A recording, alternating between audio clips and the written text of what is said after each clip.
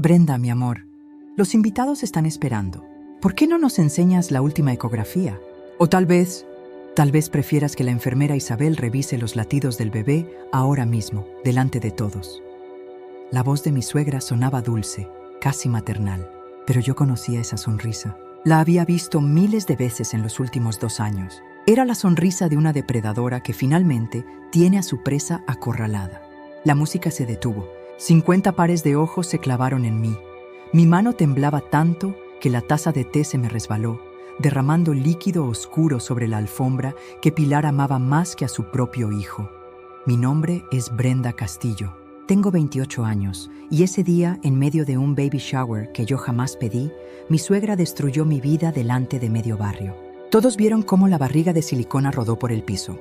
Todos escucharon mis gritos desesperados. Todos me juzgaron como la villana de esta historia, pero nadie preguntó por qué lo hice. Nadie quiso saber qué me llevó a fingir un embarazo durante 9 meses. Nadie vio las cadenas invisibles con las que Pilar Vargas me había atado desde el día que conocí a su hijo. Esta es mi versión, la historia que nadie quiso escuchar. Y si alguna vez has tenido una suegra que te hizo sentir que nunca serías suficiente, que controló cada aspecto de tu matrimonio, que te convirtió en una extraña en tu propia relación, suscríbete a este canal, porque vas a entender exactamente por qué hice lo que hice. Lo que pasó en ese baby shower fue horrible, pero lo que mi suegra me hizo antes fue peor. Mi nombre completo es Brenda Sofía Castillo Reyes. Nací hace 28 años en un barrio humilde de Medellín, en una familia que nunca tuvo mucho, pero que siempre tuvo amor. Mi papá era taxista y mi mamá vendía empanadas en la esquina de nuestra casa. Crecí viendo a mis padres trabajar hasta el cansancio para darnos educación a mí y a mis 2 hermanos menores. Desde niña fui bonita. No lo digo con vanidad, lo digo porque fue lo único que siempre escuché. Qué linda la niña, con esa cara llegarás lejos, cásate bien, mija. Nadie me dijo, estudia, ten una profesión, sé independiente.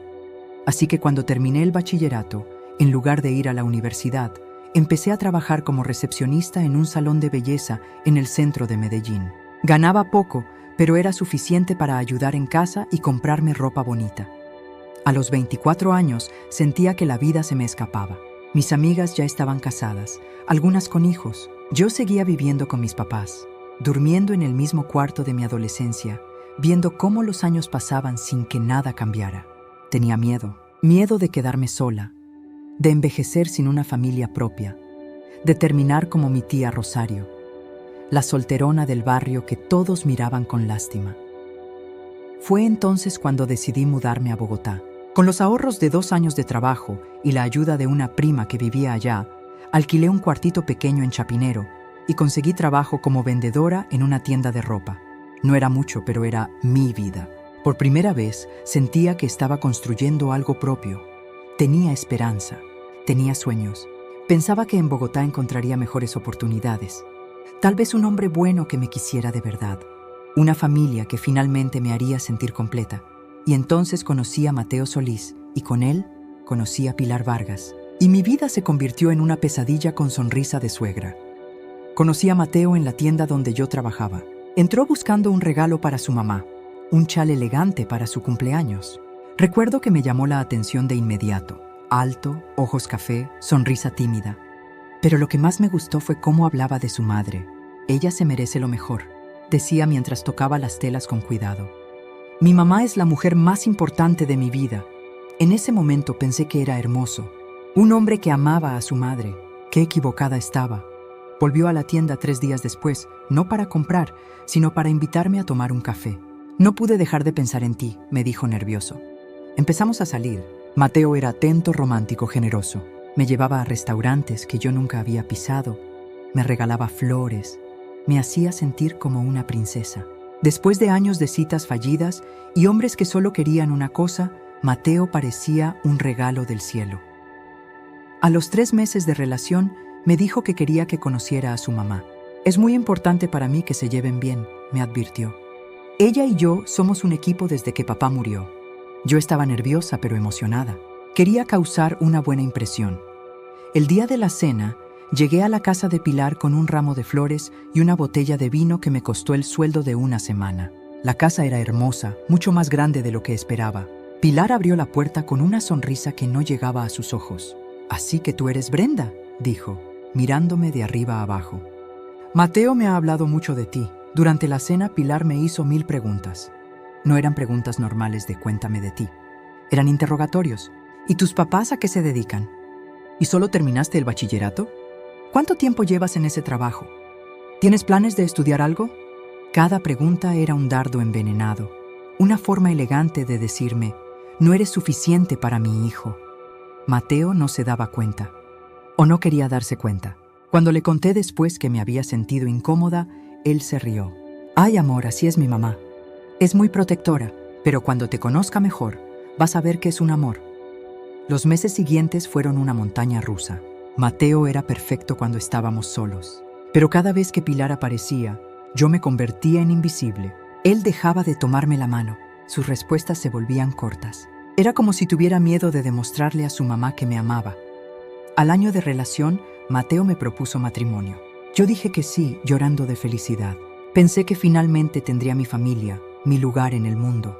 Pensé que Pilar aprendería a aceptarme.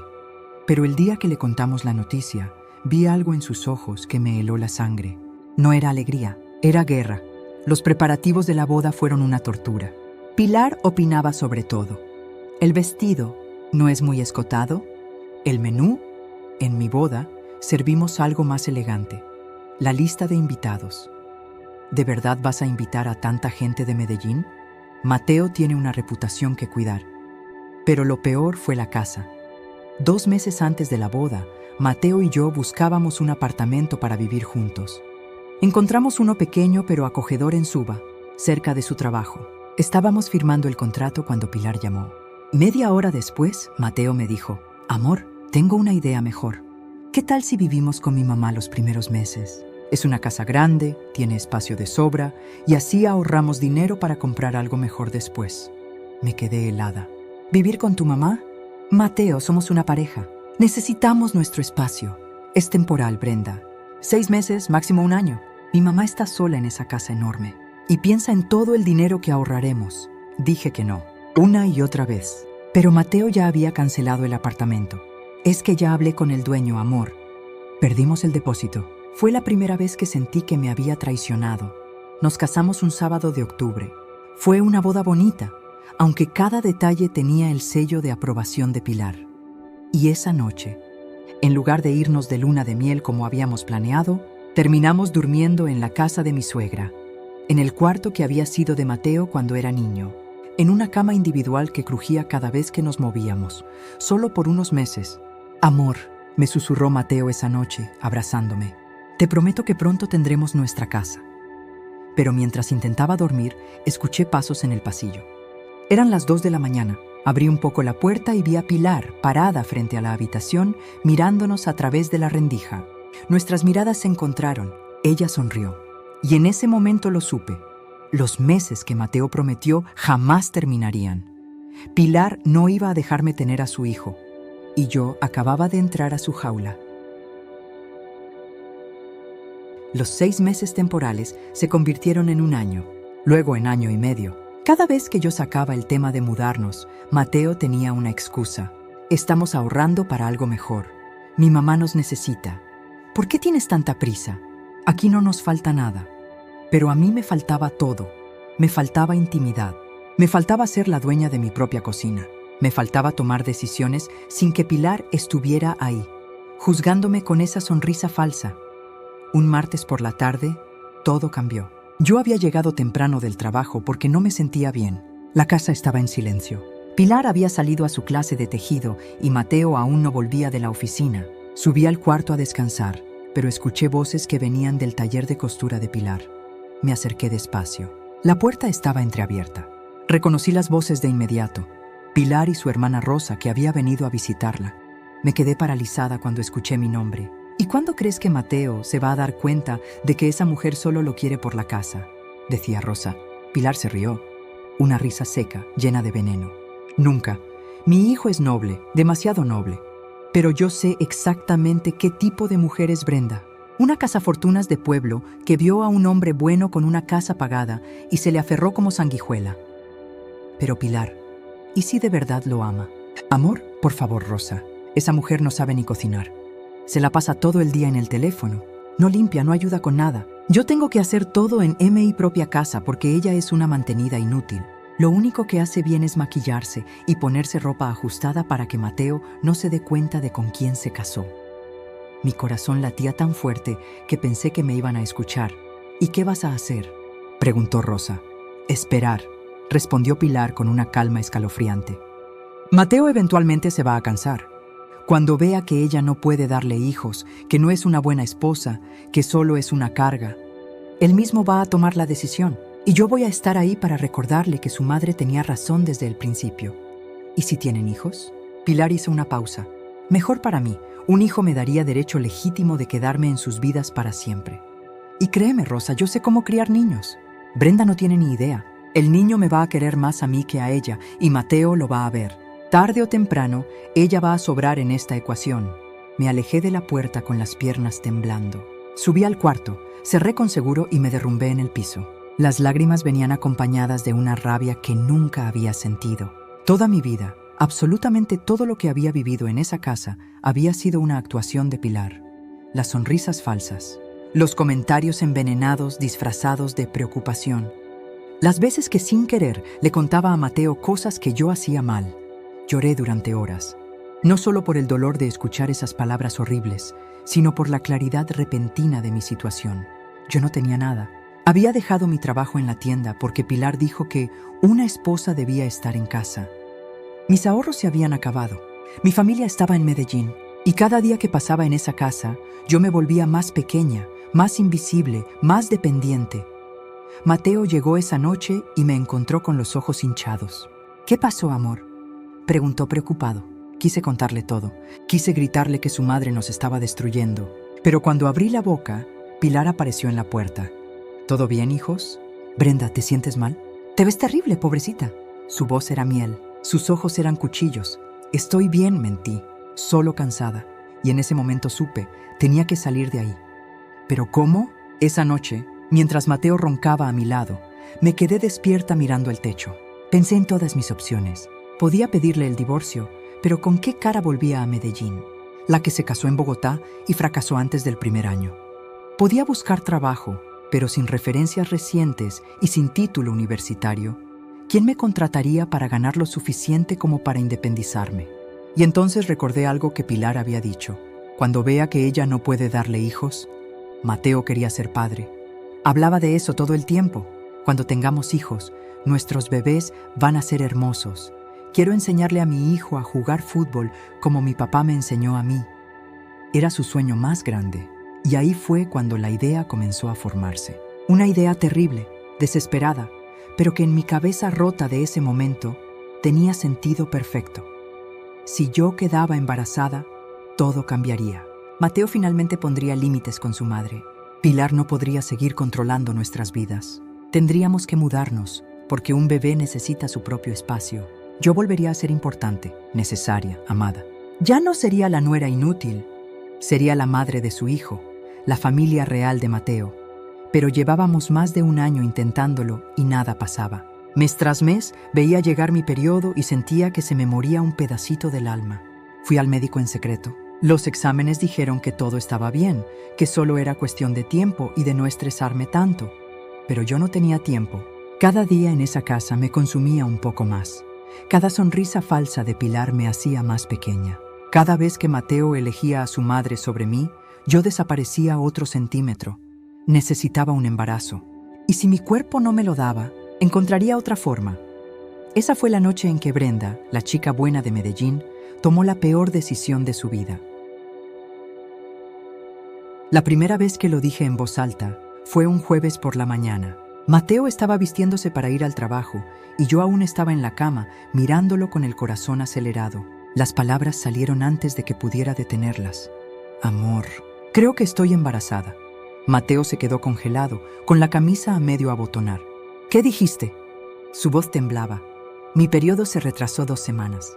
Y esta mañana tuve náuseas. No era mentira completa. Mi periodo sí se había retrasado, algo que me pasaba a veces por el estrés. Las náuseas. Bueno, esas sí me las inventé. Mateo me abrazó tan fuerte que casi no podía respirar. ¿De verdad? ¿De verdad, Brenda? Había lágrimas en sus ojos, lágrimas de felicidad pura. Y yo, mirando su rostro lleno de amor, supe que ya no había vuelta atrás. Tengo que hacerme una prueba para estar segura, dije. Dame unos días. Esa tarde, mientras Pilar estaba en el mercado, busqué en internet. Encontré un foro de mujeres que habían fingido embarazos por diferentes razones. La mayoría eran historias horribles, advertencias de cómo todo había salido mal. Pero también había consejos, páginas web, productos. Descubrí Mundo Mamá Ficticia, una tienda en línea que vendía pruebas de embarazo positivas falsas, ecografías editadas y barrigas de silicona. Me sentí sucia solo de estar mirando eso. ¿Qué clase de persona hace esto? ¿Qué clase de mujer miente sobre algo tan sagrado? Pero luego pensé en Pilar. En sus palabras, esa mujer solo lo quiere por la casa. Pensé en cómo Mateo dormía tranquilo cada noche mientras yo me ahogaba en esa casa. Pensé en que si no hacía algo drástico, iba a desaparecer por completo. Compré la prueba de embarazo falsa. Me costó 50,000 pesos que saqué de mi último dinero ahorrado. Llegó en un sobre discreto 3 días después. El sábado por la mañana le mostré la prueba a Mateo. Es positivo, susurré, con lágrimas reales corriendo por mis mejillas. Eran lágrimas de miedo, de culpa, pero él las interpretó como lágrimas de alegría. «Mamá», gritó corriendo escaleras abajo. «Mamá, vas a ser abuela». Escuché el grito de Pilar desde la cocina. No era un grito de felicidad, era un grito de alguien que acaba de perder una batalla. Subió las escaleras corriendo y entró al cuarto. Me miró fijamente, estudiándome como si pudiera leer la mentira en mi cara. «¿Qué noticia tan maravillosa?», dijo finalmente, con una sonrisa que no llegaba a sus ojos. «Felicidades, Brenda». En ese momento las dos supimos. Esto era guerra. Las primeras semanas fueron las más difíciles. Tenía que actuar como embarazada sin levantar sospechas. Investigué todo sobre el embarazo. Síntomas, cambios corporales, qué comer, qué evitar. Me convertí en una experta. Las náuseas matutinas eran fáciles de fingir. Me encerraba en el baño y hacía ruidos de arcadas. Mateo tocaba la puerta preocupado. «¿Estás bien, amor?». Pilar, en cambio, se quedaba en el pasillo, escuchando en silencio. Yo podía sentir su mirada atravesando la puerta. «Deberías ir al médico», decía Pilar con su voz dulce y venenosa, «para confirmar el embarazo, para asegurarte de que todo está bien con el bebé». «Sí, claro», respondía yo. «La próxima semana tengo cita». Pero la próxima semana nunca llegaba. Siempre había una excusa, que la cita se canceló, que el doctor estaba de vacaciones, que había mucha gente. Mateo no sospechaba nada. Estaba en una nube de felicidad. Me traía antojos, me compraba vitaminas prenatales, me trataba como si fuera de cristal. Por primera vez desde nuestra boda me sentía amada, importante. «Ahora sí tenemos que buscar nuestra casa, mamá», le dijo Mateo a Pilar una noche durante la cena. «El bebé va a necesitar su propio cuarto. No podemos criar a un niño aquí». Vi cómo la mandíbula de Pilar se tensaba. «Mateo, esta casa tiene 4 habitaciones. Hay espacio de sobra. ¿Para qué vas a desperdiciar dinero en un alquiler cuando tu hijo puede crecer en la casa de su familia?» «Pero mamá, además», continuó ella mirándome directamente, «Brenda va a necesitar ayuda con el bebé. Yo tengo experiencia. Yo crié a un hijo solo después de que tu padre muriera. ¿Quién mejor que yo para ayudarlos?». Mateo miró entre las dos y, como siempre, eligió a su madre. «Tiene razón, amor. Podemos quedarnos aquí hasta que el bebé nazca. Mi mamá nos puede ayudar y seguimos ahorrando para comprar algo, no alquilar». Esa noche lloré en el baño. Me había arriesgado a todo. Había cruzado todas las líneas morales. ¿Y para qué? Seguíamos atrapados en la casa de Pilar. Y ahora había un reloj corriendo. En 9 meses iba a tener que presentar un bebé que no existía. Fue entonces cuando compré la primera barriga de silicona. Era pequeña, para el 2.º mes. Me la puse debajo de la ropa y me miré al espejo. Me veía ridícula. Me veía como una farsante. Me veía como la mujer que Pilar siempre dijo que era. Pero ya había llegado demasiado lejos. No podía retroceder ahora. Al 3.er mes, Pilar insistió en acompañarnos a una cita médica. «Quiero ver a mi nieto en la ecografía», dijo con esa sonrisa falsa. Entré en pánico. Llamé fingiendo confirmar la cita y luego le dije a Mateo que la habían cancelado por una emergencia del doctor. Pilar dejó de presionar con las citas médicas, pero se volvió más vigilante. Siempre estaba ahí, observándome. Me seguía por la casa, escuchaba mis llamadas, revisaba mi habitación cuando yo salía. Un día encontré mi laptop abierta en una página que yo no había dejado abierta. Ella estaba investigándome. Busqué en el historial y vi que había estado leyendo sobre embarazos falsos, sobre señales de mentiras, sobre mujeres que habían fingido. Tenía que ser más cuidadosa. Borré todos los correos de Mundo Mamá Ficticia. Usaba el teléfono de una amiga para hacer pedidos. Recibía los paquetes en la dirección de otra amiga y los recogía en secreto. Cada mes, la barriga crecía. 4 meses, 5 meses, 6 meses. Mateo estaba extasiado. Le hablaba a mi barriga cada noche. Hola, pequeño. Soy tu papá. Te estamos esperando con tanto amor.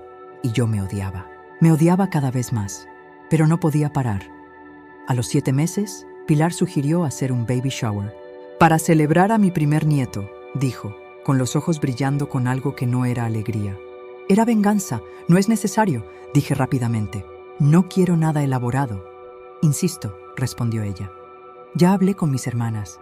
Ya invité a las vecinas. Ya reservé el salón de la iglesia. Digo, ya decidí hacerlo aquí en casa. Será en 3 semanas. Mateo pensó que era maravilloso. Mi mamá te está aceptando finalmente, amor. ¿Ves? Te dije que solo necesitaba tiempo, pero yo sabía la verdad. Pilar no estaba organizando una celebración. Estaba organizando mi ejecución pública y yo estaba a 8 meses de un embarazo que no existía, con una barriga de silicona de 9 meses ya en camino por correo certificado. El día del baby shower se acercaba y yo sabía, en lo más profundo de mi ser, que Pilar había descubierto mi secreto y que estaba esperando el momento perfecto para destruirme. El día del baby shower amaneció soleado, irónico, porque mi mundo estaba a punto de derrumbarse. Pilar había decorado toda la sala con globos azules y rosados. Había contratado catering, había mandado hacer un pastel enorme con la frase «Bienvenido, bebé». 50 personas estaban invitadas, sus hermanas, sus amigas del barrio, las señoras de la iglesia, las vecinas cotillas que siempre me miraban con desconfianza. Todas mujeres mayores, todas del bando de Pilar. No invitaste a ninguna de mis amigas, le dije esa mañana mientras me ayudaba a vestirme. Me había comprado un vestido de maternidad enorme, blanco, con flores bordadas. Me hacía ver como una muñeca de porcelana. Es que, mi amor, son todas de Medellín. Tan lejos. No quería que hicieras el viaje en tu estado, respondió con esa dulzura falsa que ya me provocaba náuseas reales. Además, esto es una celebración familiar. Mi familia, no nuestra familia. Mi familia. Me coloqué la barriga de silicona en el baño, asegurándome de que el arnés estuviera bien apretado. Me miré en el espejo. 9 meses de mentiras me devolvieron la mirada. Tenía ojeras profundas. Había perdido peso en todas partes, excepto en la barriga falsa. Me veía enferma. Te ves preciosa, dijo Mateo cuando salí, besándome la frente. La futura mamá más hermosa del mundo. Quise gritarle la verdad en ese momento. Quise decirle, no hay bebé, Mateo, no hay nada. Solo hay una mujer desesperada que hizo algo imperdonable porque tu madre me estaba volviendo loca. Pero no pude. Las palabras se quedaron atoradas en mi garganta.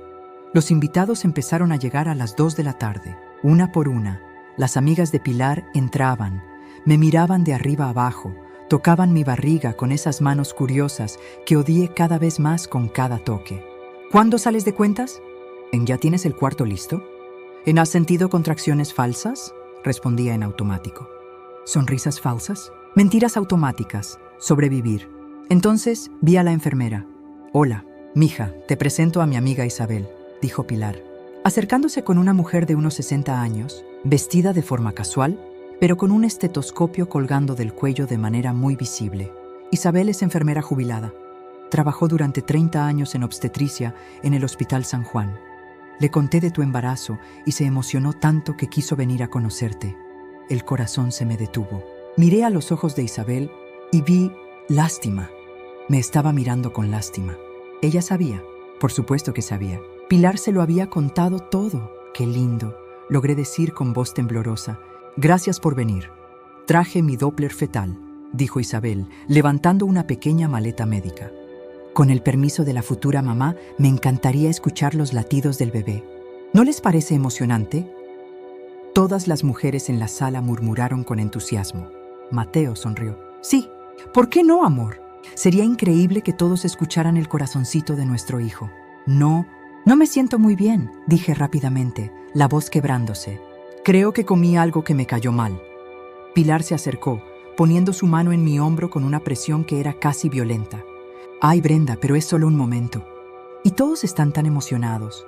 Luego se inclinó cerca de mi oído y susurró tan bajito que solo yo pude oír. A menos que tengas algo que ocultar. El pánico me paralizó. Las paredes se me venían encima. 50 pares de ojos me miraban expectantes. Mateo me miraba con tanta ilusión, tanta confianza ciega en su esposa. Y entonces Pilar tomó el micrófono que habían puesto para los discursos. Su voz dulce y venenosa llenó toda la sala. Brenda, mi amor, los invitados están esperando. ¿Por qué no nos enseñas la última ecografía? Hace meses que Mateo y yo no hemos visto una. O tal vez prefieras que la enfermera Isabel revele los latidos del bebé ahora mismo, delante de todos. La música se detuvo. El silencio cayó como una losa. Sentí que me ahogaba. No, de verdad no me siento bien. Me dieron mareos de repente. Necesito tomar aire, tartamudeé, intentando levantarme. Pero Pilar no me soltó, se acercó más, todavía con el micrófono, para que todos escucharan cada palabra de mi condena. Qué raro que te sientas mal justo ahora. Pero no te preocupes. Si no quieres usar el Doppler, ¿por qué no nos enseñas la última ecografía? Ah, qué tonta soy, se te olvidó traerla, ¿verdad? Bueno, entonces tal vez prefieras que la enfermera Isabel revise los latidos del bebé ahora mismo, delante de todos. Hizo una pausa, y luego vino el golpe final. Oh, ya sé. Podemos hablar de tu compra en la página Mundo Mamá Ficticia. Pedido número 74321. La barriga de silicona realista. La que dejaste en tu reseña diciendo que era tan real que hasta tu suegra sentimental se tragó todo el cuento. ¿Te suena? El mundo se detuvo. Vi el rostro de Mateo descomponerse lentamente. Confusión, incredulidad, horror. Mundo mamá. ¿Qué? ¿Mamá? ¿De qué estás hablando? 50 mujeres me miraban como si fuera un monstruo. El murmullo creció. ¿Barriga falsa? ¿Mintió sobre el embarazo? Dios mío, qué clase de mujer. Algo dentro de mí se rompió. No fue la vergüenza, no fue el miedo, fue la rabia. Rabia pura y primitiva de 2 años de ser humillada, controlada, minimizada. De ser tratada como basura en la casa donde yo también vivía. De ser la villana en la historia de Pilar. Me puse de pie de un salto.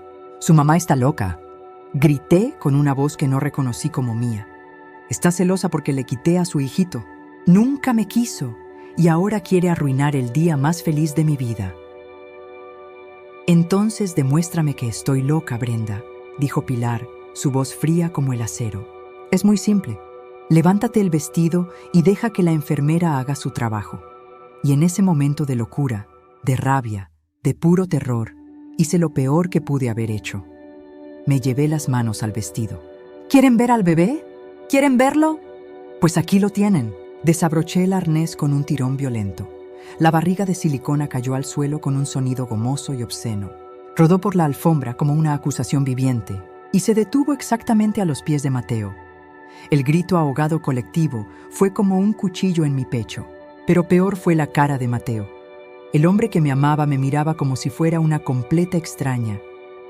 Brenda susurró con la voz rota. ¿Qué es eso? ¿Qué hiciste?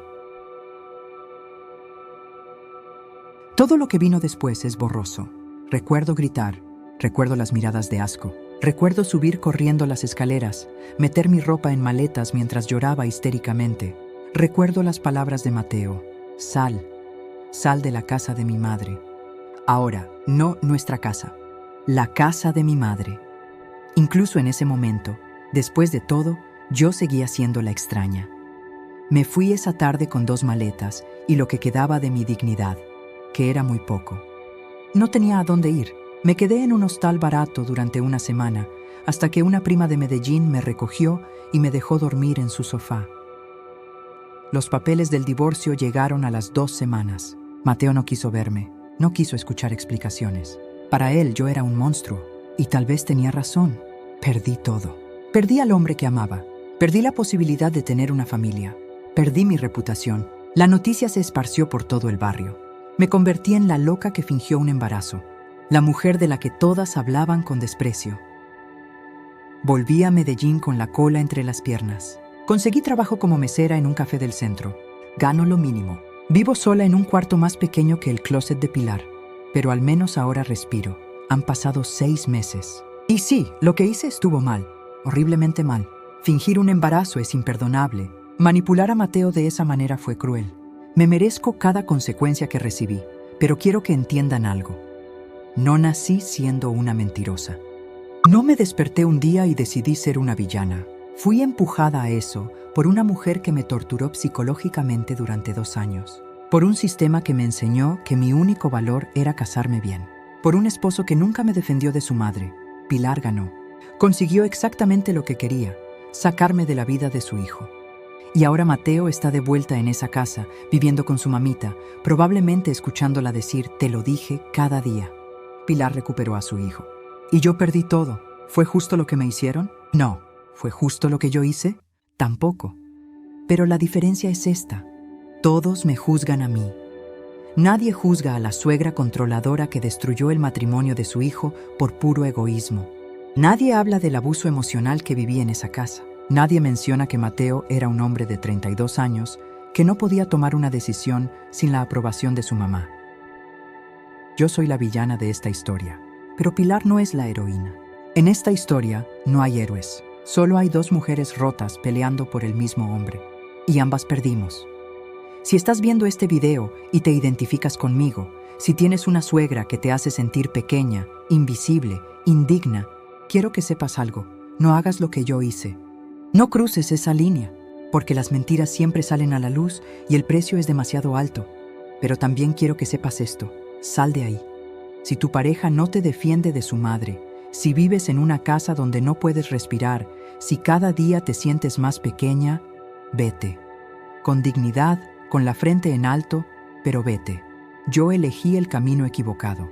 Elegí la mentira, la manipulación, la desesperación, y me destruyó. Pero tenía razón en una cosa. Esa relación era tóxica. Esa casa me estaba matando. Pilar nunca me iba a aceptar. Mi error no fue querer salir. Mi error fue cómo intenté hacerlo. Hoy, 6 meses después, sigo pagando por lo que hice.